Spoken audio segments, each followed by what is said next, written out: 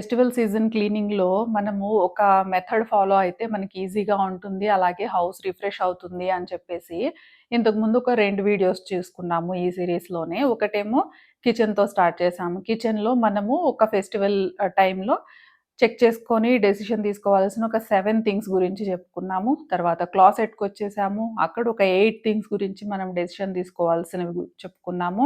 Decision తీసుకొని clear చేసుకోవాల్సినవి. ఇప్పుడు దాని కంటిన్యూషన్ అనమాట. ఇది థర్డ్ వీడియో. Home miscellaneous.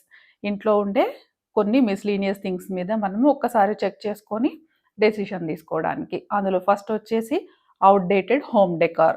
ఎన్ని సంవత్సరాలైనా పెట్టుకుంటూనే ఉంటాము. కొన్ని హోమ్ డెకార్ వచ్చేసి అవి పాడైపోయాయా అనేది కూడా చెక్ చేసుకోము కదా! అలాంటివి ఒకసారి చెక్ చేసుకొని ఏదైనా పాడైపోవడము, పిచ్చిగా అయిపోయాయి అంటే వాటిని మనము డిస్పోజ్ చేసేయడమే మంచిది. నేను ఇంతకుముందు చూపించాను కదా! ఒకటి హ్యాంగ్ చేసుకున్నాను. అది ఐరన్ బెల్స్ అనుకుంటాను. అదంతా కూడా రస్ట్ వచ్చేసింది. అలాంటిది ఇంట్లో ఇంకా డెకార్‌గా ఉండడానికి అనవసరము. అలాగే ఇవి ఒక ఫ్లవర్స్, ప్లాస్టిక్ ఫ్లవర్ ఎప్పుడో మా సాహితి కొనుక్కుంది బయట. బావుంది అని చెప్పేసి అది అట్లా పెట్టినా కూడా మొత్తం బూజు పట్టేయడం, మళ్ళీ దాన్ని క్లీన్ చేసి సర్దుకోవడము ఇలాంటివన్నీ ఉంటాయి. అండ్ ఇట్లాంటివి డ్రాయింగ్స్ ఏవో చేసేసి తను డెకార్ పీసెస్‌గా అక్కడక్కడ పెడుతూ ఉంది. పెద్ద పిల్ల అయిపోతుంది కదా! ఆ డెకార్ ఎక్కువైపోతున్నాయి. సో, నేను వాటిని కూడా కొన్ని కొన్ని తీసేస్తూ ఉంటా. సెకండ్ వచ్చేసి ఫెస్టివ్ డెకార్. నా దగ్గర అయితే చాలా తక్కువ ఉంటాయి ఫెస్టివ్ డెకార్. యూజువల్‌గా ప్లాస్టిక్ తోరణాలని చెప్పేసి మ్యారీగోల్డ్ ఫ్లవర్స్ ఉంటాయి కదా! ప్లాస్టిక్ బంతి పూల దండలు ఇవన్నీ ఉంటాయి. అవేమన్నా ఫేడ్ అయిపోయాయా? డస్ట్ పట్టేసాయా? సో, చేంజ్ చేసేద్దామా? అసలు ఇంకా అవసరం ఉందా? అవసరం లేదా? ఇలాంటివి చెక్ చేసి తీసేయడమే మంచిదనమాట. వాటిని ఎక్కువ స్టోరేజ్ ఆక్యుపై చేసేస్తాయి కూడా దాచిపెట్టుకుంటే. మంచిగా ఉన్న వాటిని తీసేయొద్దు. వాటిలో పాడైపోయినవి ఏంటి అనేది చూసుకొని చెక్ చేసుకోవడానికి. దీపావళికి పెట్టుకునే లైటింగ్స్, కొన్ని సీరియల్ లైట్స్, కొన్ని పాడైపోయినవి కూడా అట్లా ఉండిపోయాయనుకోండి, వాటన్నిటిని కూడా తీసేయడం మంచిది. ఇంకా ప్రమిదలకొచ్చేసి నేను తక్కువే పెడతాం కదా! అపార్ట్మెంట్స్‌లో ఎక్కువ పెట్టుకోము కాబట్టి కొన్నే ఉన్నాయి నా దగ్గర దీపావళి ప్రమిదలు.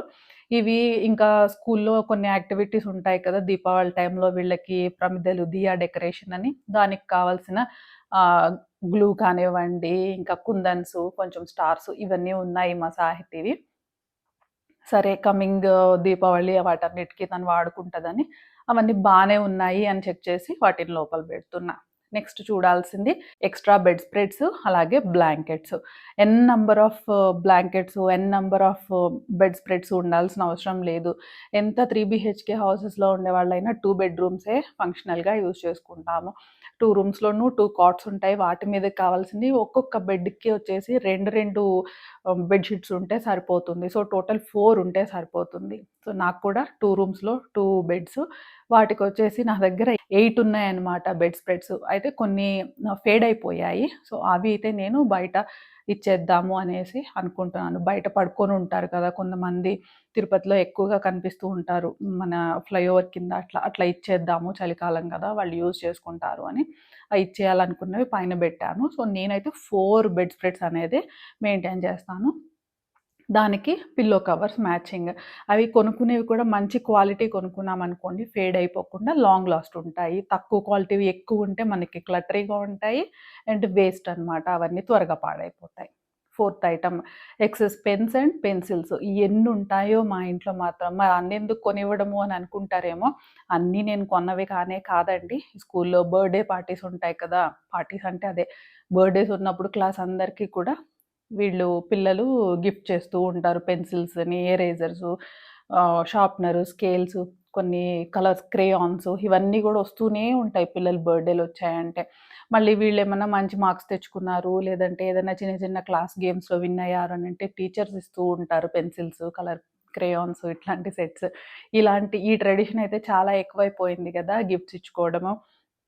మనం ఎక్కడైనా పార్టీస్‌కెళ్ళినా గూడా అక్కడ గూడా పోనీ అక్కడ ఇట్లాంటి స్టేషనరీ ఇవ్వరనుకోండి, స్కూల్ నుండి మాత్రం స్టేషనరీ బాగా వస్తది. ఇప్పుడు లేదు కానీ ప్రీవియస్ స్కూల్‌లో ఇంతకుముందు ఎల్‌కేజీ, యూకేజీ, ఫస్ట్ క్లాస్ అప్పుడైతే స్కూల్ వాళ్ళే ఆ ఇయర్‌కి కావాల్సినంత స్టేషనరీ కిట్ వాళ్ళిచ్చేవాళ్ళు. మళ్ళీ బర్త్‌డేస్‌కొస్తూ ఉంటాయి రిటర్న్ గిఫ్ట్స్ లాగా. ఇవన్నీ గూడా చాలా ఎక్కువైపోయాయి. ఇన్ని చూసేసరికి తనకు ఎప్పటికప్పుడు కొత్తవి వాడాలి అన్న థాట్సే గానీ ఉన్న వాటిని అది లాస్ట్‌కొచ్చే వరకు ఆ పెన్సిల్ అట్‌లీస్ట్ ఒక 3 ఇంచెస్ పెన్సిల్ అయ్యే వరకైనా వాడదాము అనేది అస్సలు ఉండట్లేదు. సో, తనేవైతే యూజ్ చెయ్యట్లేదో వాటిని నేను డొనేట్ చేద్దాం బయట ఎక్కడైనా ఇస్తూ ఉంటే పిల్లలు ఎవరైనా వాడుకుంటారు. వాచ్‌మెన్ పిల్లలు వాళ్ళకిచ్చేద్దాము అనేసి డిసైడ్ అయ్యాననమాట. ఇంకా గేమ్స్ అండి. అన్‌యూజ్డ్ గేమ్స్ ఉంటాయి. మనము అసలు ఆడరు పిల్లలు కొన్నాళ్ళు ఒక ఏదన్నా ఒక బోర్డ్ గేమ్ అని ఇట్లాంటివి మనం కొంటే తెచ్చిన కొత్తలో ఆడుకోవడమే కానీ, ఇంకా అంత టైం గూడా వాళ్ళకి ఉండదింక. స్కూల్ బిజీ, హోంవర్క్ ఇట్లాంటివి ఉంటాయి. ఏదో హాలిడేస్‌లో, సమ్మర్‌లో ఇట్లాంటప్పుడే గానీ ఆడేదే ఉండదు. ఇవన్నీ కొంచెము ఒక 1 ఆర్ 2 ఇయర్స్ అబ్జర్వ్ చేశామనుకోండి, ఇక మన పిల్లలు ఈ గేమ్స్ ఆడతారా అసలు అనేది మనకి అర్థమైపోతది. అంటే ఇప్పుడు ఈ స్కూల్ రన్నింగ్‌లో ఉంది. ఇప్పుడు ఆడట్లేదు. రేపు సమ్మర్ హాలిడేస్ ఒస్తాయి. మే, జూన్ మంత్ అప్పుడు కూడా అబ్జర్వ్ చేసుకోవాలి. ఇంక ఆడలేదు, వాళ్ళకి ఇది ఇంట్రెస్టే లేదు అని అన్నప్పుడు ఎవరైనా ఆడుకుంటారు అనుకుంటే వాళ్ళకిచ్చేయడం మంచిది. అండ్ కిడ్స్ టాయ్స్ ఒకటి చూసుకోవాలి. చిన్న పిల్లలున్న ఇంట్లో ఈ రిమోట్ కార్‌లనేసి, కెమెరాలు, గన్సు ఇంక ఇట్లాంటివి ఉంటాయి కదా! Remote things. ఈ వీటిలో ఏదైనా ఒక పార్ట్ పోయిందంటే ఇంక అవి పనికిరావన్నమాట. ఒక వీల్ పోయినా, ఇంకేదన్నా పోయినా కూడా. అయినా వాటన్నిటిని కూడా అవి రన్ అవ్వవు అని అనుకుంటే, ఇంకా వాటన్నిటిని కూడా దాచిపెట్టి యూజ్ అయితే లేదు. వాటిని కూడా ఇంకెవరైనా చిన్న అంటే మన పిల్లలు ఇప్పుడు ఒక 8, 9 ఏజ్, 7, 8 ఏజ్ వచ్చింది అని అనుకోండి. అవి వర్కింగ్ కండిషన్‌లో ఉంటేనే ఆడుకుంటారు. ఆ కార్ గాని, అవన్నీ కానీ. ఇంకా చిన్న పిల్లలుంటారు కదా! అది వర్కింగ్‌లో లేకపోయినా ఊరికే దాన్ని పట్టుకొని ఆడుకునే వాళ్ళైనా ఉంటారు. అలాంటి వాళ్ళెవరైనా తీసుకునేట్టుంటే వాటిని ఇచ్చేసుకోవడమే మంచిది. నెక్స్ట్ వచ్చేసి ఎక్విప్‌మెంట్ ఉంటాయి. మనము డైలీ కాకపోయినా మనకి కొన్ని సెల్ఫ్ హ్యాబిట్స్ అనేవి ఉంటాయి కదా! కొన్ని ఏదైనా ఎంబ్రాయిడరీ చేయడము, గ్లాస్ పెయింట్ అనేవి చేయడము, ఇంకేమన్నా ఆర్ట్స్ అండ్ క్రాఫ్ట్స్ చేయడము, ఇట్లాంటి కొన్ని హ్యాబిట్స్ ఉంటాయి కదా మనకి. అది కొన్ని ఇయర్స్‌గా 1 ఆర్ 2 ఇయర్స్‌గా అసలు టచ్చే చేయలేదు. ఇప్పుడు ఎంబ్రాయిడరీ అనేది అసలు మనం చెయ్యట్లేదు. పెయింటింగ్ చెయ్యట్లేదు. ఇకపై చేయాలన్న ఇంట్రెస్ట్ కూడా లేదు అన్నప్పుడు వాటన్నిటిని గూడా ఎవరైనా యూజ్ చేసుకునే వాళ్ళుంటే, వాళ్ళకి ఇచ్చేసేయడమే మంచిదవుతుంది. ఎందుకంటే ఇయర్స్ అండ్ ఇయర్స్ మనము వాటిని పెట్టుకొని ఇంట్లో ఉండడం వల్ల ఒక మెయింటెనెన్స్ మనకి ఒక స్ట్రెస్ అంటే దాన్ని జూసి స్ట్రెస్ ఫీల్ అయిపోతామా అనేది కాదు. డైరెక్ట్‌గా మనం స్ట్రెస్ ఫీల్ అవ్వము. మనకి తెలియకుండానే మన ఇంట్లో మనకి అన్‌యూజ్డ్ సామాగ్రి ఏమైనా ఉన్నాయో వాటి వల్ల అయితే స్ట్రెస్ లెవెల్స్ ఖచ్చితంగా పెరుగుతాయి. మనం అవి ఉన్నప్పుడు మనకి అబ్జర్వ్ చెయ్యము. మనం ఎప్పుడైతే అది క్లీన్ చేసుకొని క్లియర్‌గా ఉంటామో అప్పుడు అర్థమవుతది. ఏది స్ట్రెస్ లెవెల్ కాదు. ఆ పీస్ అనేది అర్థమవుతుంది. పీస్‌ఫుల్‌గా ఉన్నాము. ఒక పని చేసిన తర్వాత పీస్‌ఫుల్‌గా ఉన్నాము అనంటే, ఆ పని చేయక ముందు మనము ఎంతో కొంత స్ట్రెస్‌కి లోనయ్యాము అనే అర్థం అన్నమాట. ఒక్కసారిగా ఒక మామూలుగా ఏవైనా షార్ట్ వీడియోస్‌లో చెప్తుంటారు కదా! 5 మినిట్స్ స్పెండ్ చేసేసి ఇదంతా క్లియర్ చేసేసుకోండి రోజు. ఒక 1 అవర్ స్పెండ్ చేసేసి వారంలో ఇవన్నీ క్లియర్ చేసేసుకోండని. అవి 5 నిమిషాల్లో, గంటలో, 2 గంటల్లో, ఒక రోజులో అయ్యేవి కాదు. చాలా టైమే తీసుకోవాలి, ఆలోచించుకోవాలి. యెస్సా? నోఆ? అని చెప్పేసి తొందరపడి లేదా ఇన్‌ఫ్లూయెన్స్ అయ్యో, అట్రాక్ట్ అయ్యో వేరే వాళ్ళ మాటలకి లోబడో మొత్తం ఇంట్లో ఉన్న సామాన్లన్నీ పడేసుకోకూడదు. ఇంతకుముందు వీడియోస్‌లో కూడా నేను జెప్పాను. క్లటర్ అనంటే చాలా థింగ్స్ ఉండడం కాదు. మనము యూజ్ చెయ్యని థింగ్స్ కూడా అట్లాగే పెట్టుకొని ఉండడాన్ని క్లటర్ అంటాము. వాటిని మనము డీక్లటర్ జేసుకోవాల్సుంటుంది. అప్పుడు మనకి ప్రశాంతంగా ఉంటదనమాట. హౌస్ చాలా ఫంక్షనల్‌గా ఉంటుంది. అట్లా మనకి మనం మానేసిన హ్యాబిట్స్ ఏమైనా ఉంటే ఆ ఎక్విప్‌మెంట్ ఉంటే క్లియర్ జేసేసుకోవడమే మంచిదనమాట. నెక్స్ట్ వచ్చేసి ఎక్సెస్ క్లాతింగ్ ప్రొడక్ట్స్ అండి. క్లాతింగ్ ప్రొడక్ట్స్ అనంటే మనకి వాల్ హ్యాంగింగ్స్ కానివ్వండి, ఇదిగో ఇక్కడ చూపిస్తున్నాను కదా! ఈ పిల్లో ఉంది. ఇది హ్యాంగ్ చేసి పెడతాను టీవీ దగ్గర పైన. మా బేబీకి ఆహ్, 2 ఇయర్స్ ముందు బర్త్‌డే గిఫ్ట్‌గా వచ్చిందనమాట. మా ఫ్యామిలీ ఫ్రెండ్స్ ఇది మేక్ చేసుకొచ్చి ఇచ్చారు. సో, ఇదేంటంటే డస్ట్‌ని బాగా తీసుకుంటుంది. ఏదైనా ఏ ప్రొడక్ట్ అయినా తీసుకుంటది. బట్ మనము ఆహ్, కొంచెము ప్లాస్టిక్స్ లేదా టీవీ కానివ్వండి, ఇంకేదన్నా డెస్క్‌లు అవైతే క్లీన్ చేసేసుకుంటూనే ఉంటాం గానీ, ఈ క్లాతింగ్ ప్రొడక్ట్స్ మనము అంత ఈజీగా క్లీన్ చేయలేము. వాష్ చేశాము అనంటే వాటి లుక్ పోతుంది. సో, అలాంటివి మనకి కొన్ని మెమోరీస్ ఉన్నాయి, మెయింటైన్ చేద్దాము అనుకున్నది 1 ఆర్ 2 ఓకే. కానీ ఎక్కువ క్లాతింగ్ ప్రొడక్ట్స్ అనేవి మనకి హోమ్ డెకార్‌గా పెట్టుకోకపోవడమే మంచిది అన్నమాట. ఈ చున్నీలొచ్చేసి నాకు కంఫర్ట్‌గా లేవు. 2 తీసుకున్నాను గానీ ఇక్కడికొచ్చాక కంఫర్ట్ లేవు. ఎడ్జెస్‌లో ఉన్న ఆ లేస్ ఉంది కదా! అది కొంచెం హర్టింగ్‌గా గుచ్చుకుంటున్నట్టుగా కూడా ఉండింది. సో, దీన్నేమన్నా టేబుల్ మీద అట్లా వేయడానికి అలా పనికొస్తదా అని కూడా చూసాను కానీ, డబుల్ పని ఇవన్నీ కూడా అసలు. ఇలాంటి క్లాతింగ్ ప్రొడక్ట్స్ అవన్నీ కూడా పెట్టుకోవడం కరెక్టే కాదు. నాకసలైతే డైనింగ్ టేబుల్ మీద ఏమి వేసే అలవాటే లేదు. డైనింగ్ టేబుల్ మీద మనం ఏమన్నా తినాలి అనుకున్నప్పుడు అప్పుడు ఒక క్లాతేసి అన్నీ అక్కడ పెట్టి వాడేస్తాను. అయిపోయిన తర్వాత ఆ క్లాత్ తీసేస్తా అనమాట. సో, ఇవన్నీ ఈ క్లాతింగ్ ప్రొడక్ట్స్ అనేవి నేనెక్కువ పెట్టుకోను. కొన్ని ఉన్నవి కూడా మనకవసరం లేదు అనంటే తీసేయడమే బెస్ట్. అండ్ ఇంకోటి క్యాండిల్స్. నాకైతే అలవాటు లేదనుకోండి క్యాండిల్స్. మా సాహితి ఏదో సరదా పడిందని చెప్పేసి ఒక 2 అయితే తీసుకునింది. ఏది వాళ్ళ నాన్న బర్త్‌డే వస్తే ఇంట్లో ఏదో క్యాండిల్ లైట్ డిన్నర్ అనేది సెట్ చేద్దాము అని చెప్పి తనకొక థాట్స్‌లో ఉండి అప్పుడు తీసుకుంది క్యాండిల్స్. పెట్టింది. అయిపోయిన తర్వాత మళ్ళీ దాన్ని ఊదేసి లోపల పెట్టేసాం. అయితే నేను మా వాళ్ళ రిలేటివ్స్ ఇంటికి, ఫ్రెండ్ ఇంటికి అట్లా వెళ్ళినప్పుడు వాళ్ళ ఇంట్లో గూడా చూసాను. కొంచెం క్యాండిల్స్ ఇష్టం ఉండే వాళ్ళ ఇంట్లో కూడా ఎక్కువ క్యాండిల్స్, ఎక్కువ ఇట్లాంటివి ఎక్కువ పెట్టేసుకోవడం అన్నమాట. కొంత ఆ రోజుకి చాలు అనుకున్నాక ఆఫ్ చేసేసి లోపల పెట్టేసుకోవడము. ఇట్లా ఆ బర్న్‌ఔట్ క్యాండిల్స్ అనేవి దాచుకోవడం వల్ల కూడా మనకి యూజ్ లేదు. ఎందుకంటే మళ్ళీ కొత్తవి కొత్తవి వేరే వేరే ఫ్లేవర్స్ వేరే వేరే స్మెల్ వచ్చేవి అవి తెచ్చుకుంటూనే ఉంటారు కాబట్టి వాడేసేయడమే మంచిది. ఇట్లాంటివన్నీ స్టాక్ పెట్టుకోవడం కరెక్టే కాదు. అండ్ ఇవి గ్లాస్ జార్‌లో వచ్చాయి కదా! ఆ జార్స్ రీయూజ్ చేసుకోవడము అనంటే ఇంకేదన్నా ఆర్ట్ అండ్ క్రాఫ్ట్ లాంటివి చేసేవాళ్ళు ఓకే. కానీ లేకపోతే అనవసరంగా ఇంట్లో చెత్త పేరుకుపోయినట్టే అనమాట. అవి గూడా క్లియర్ చేసుకోవడమే మంచిది. అండ్ లూజ్ చేంజ్ మనం ఏదైనా తీసుకున్నా బయట చేంజ్ వస్తా ఉంటది గదా! కాయిన్స్ ఇప్పుడెవ్వరము అంతగా పాకెట్స్‌లోనో, పర్స్‌లో వాలెట్స్‌లో చిల్లర డబ్బులనేవి క్యారీ చెయ్యట్లేదు. అంతా కూడా యూపీఐ పేమెంట్స్ అయిపోయాయి కదా! PhonePe, GPay etcetera. So, coins అనేవన్నీ కూడా ఇంట్లో ఏదన్నా ఒక చిన్న పర్చేజ్‌కెళ్ళినప్పుడు అట్లాంటప్పుడు చిల్లరొస్తే ఎక్కడో ఒక చోట పెట్టేయడం కాకుండా అవన్నీ ఒక దగ్గర స్టాక్ చేసి పెట్టేసుకొని, ఎక్కువ అమౌంట్ అయింది అని అనుకోండి బయట మనకి ప్రొవిజనల్ స్టోర్స్ ఉంటాయి కదా! అక్కడ తీసుకొని మనకి నోట్స్ ఇస్తారు. అట్లా చేయొచ్చు.